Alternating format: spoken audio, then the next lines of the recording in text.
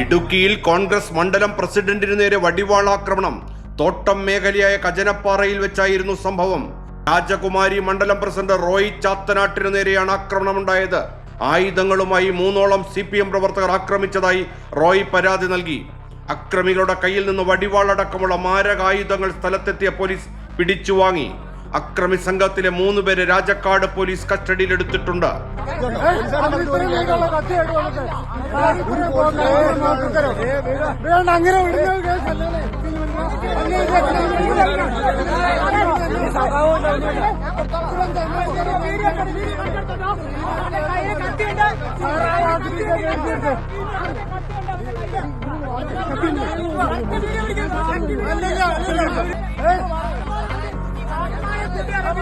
Video.